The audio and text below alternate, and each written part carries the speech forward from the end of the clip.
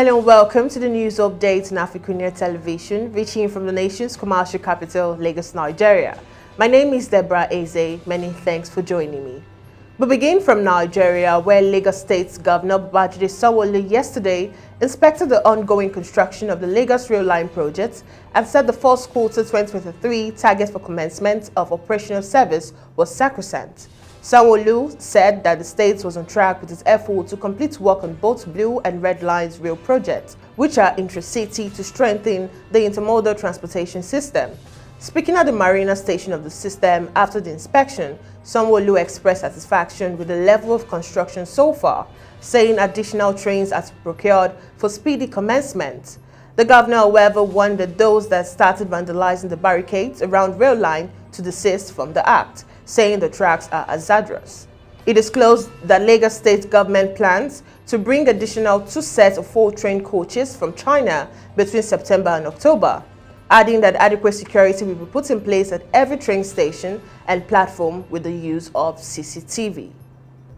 Moving on, former Vice President Atiku Abubakar, Sokoto State Governor Honorable Tambuwal, former Governor of Jigawa State Lamido, and Mohammed Ayatuddin have rejected the emergence of a former Senate President, Dr. Bukola Saraki, and Bauchi State Governor, Senator Bala Mohammed, as the consensus presidential candidates for the People's Democratic Party in the North.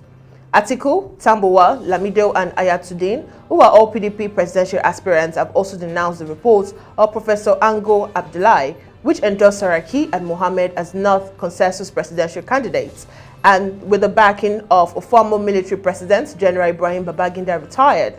As the controversy over the Northern PDP presidential candidate deepens, the wife of the president, Aisha Buhari, last night held iftar dinner with presidential aspirants across political divide at the Old Bouquet Hall of the State House, Abuja.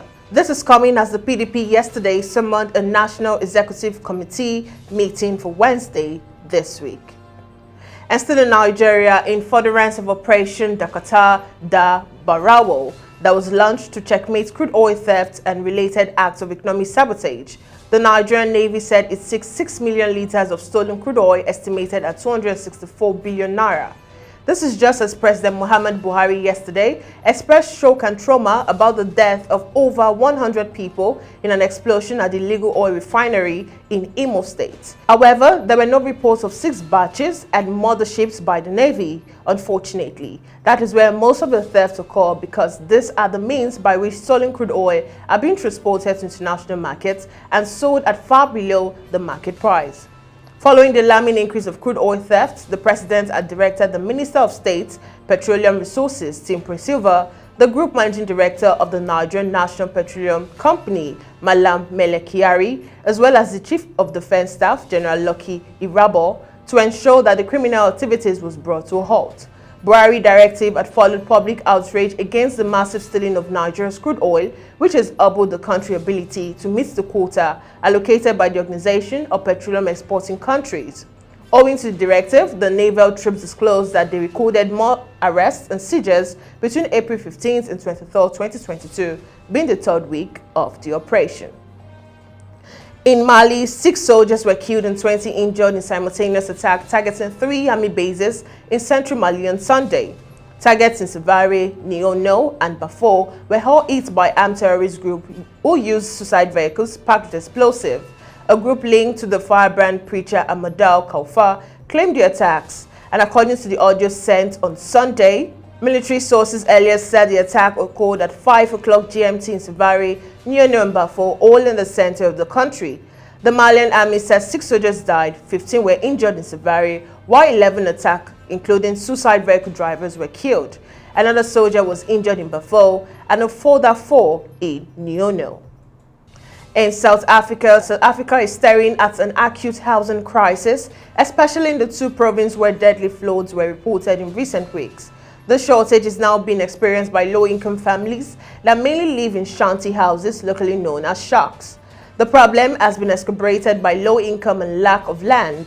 Rescuers searching for the missing have said poor infrastructure with no consideration of the terrain put the houses at greater risk.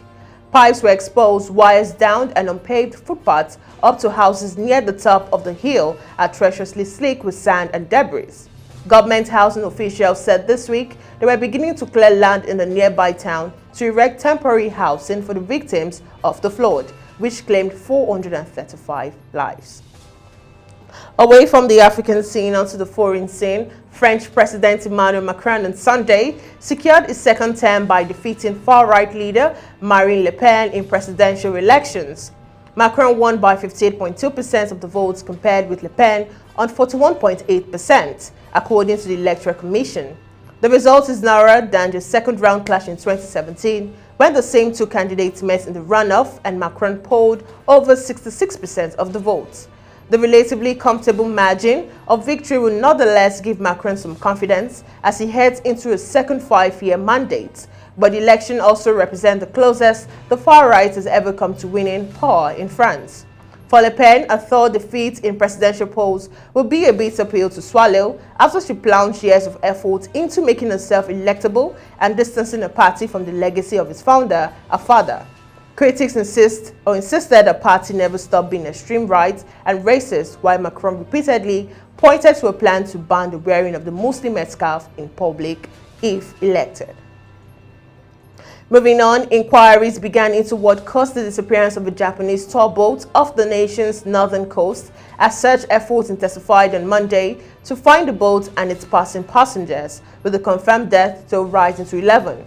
Only a few orange flotation devices bearing its name have been discovered adrift by a rocky area along the rugged coastline.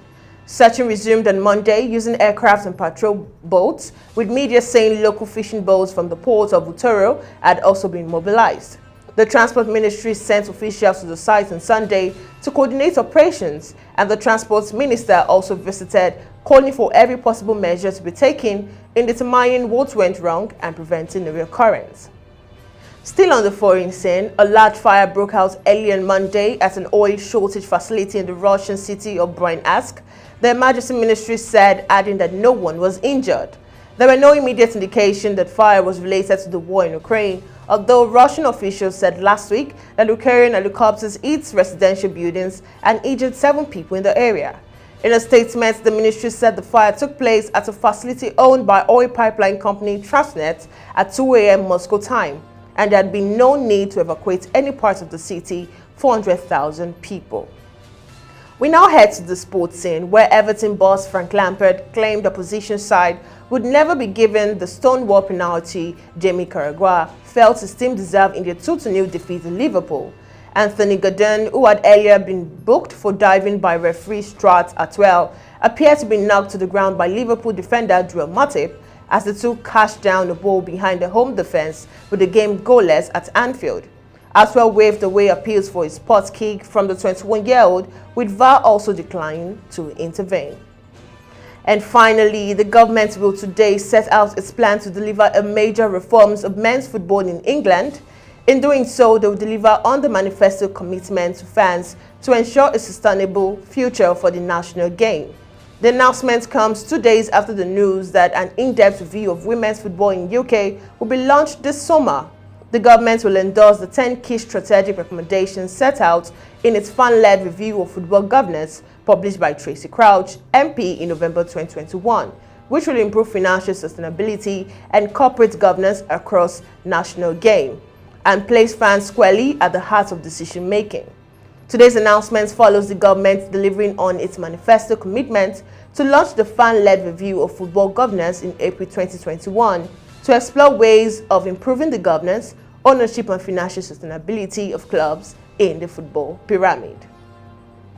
And that concludes the news updates on AFRICUNIA television. Remember to subscribe to our YouTube channel, like and leave a comment for us on the comment section. And also follow all our social media platforms to stay connected and up to date with the news and subsequent program bulletins. Once again, I'm Deborah Ezeh. Bye for now.